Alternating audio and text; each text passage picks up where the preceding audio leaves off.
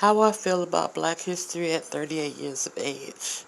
History is a study of past events, particularly in human affairs. Black is of the very darkest color, owing to the absence of a complete absorption of white. The very darkest color is a past event. White reflects most wavelengths of visible lights and is generally the largest number of the population. I don't want anyone to get offended. This is just my observation of human study. It is my belief that the first humans must not have been able to see in natural color.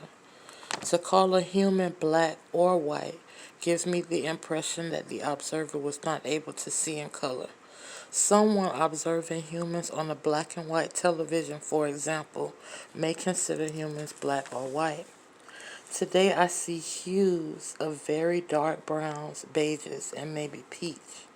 I've seen very dark humans and very light humans, but I still would not consider either black or white. For me, people who are considered black are made of many layers of heat and sunlight. Is the world no longer warm anywhere? Has the sun stopped shining everywhere? Do we not still observe current images of humans made up of layers of heat and light? Is the current state that I live in, the Sunshine State of Florida, a historical place? If not, how can black be history? I still see the sun currently. I still feel heat currently. I still see humans of the darkest hue from youngest to oldest. And I wonder, how can I currently be observing historical events? My parents raised me as a European or a Caucasian, and it led me to very dark days and extremely cold temperatures, but I am still dark brown.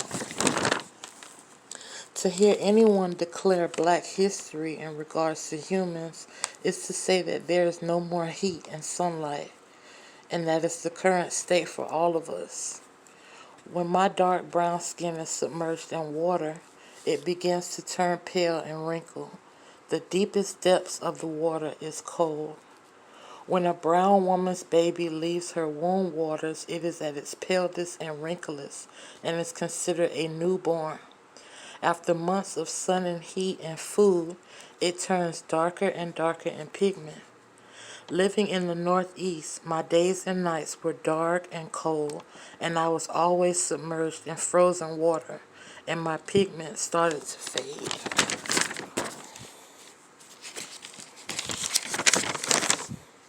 When I returned to the Southeast, I lived on the beach, and I watched some of the palest human pigments turn darker in a matter of hours.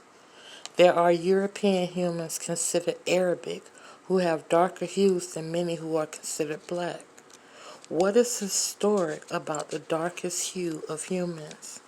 What is current about being submerged under cold, frozen water?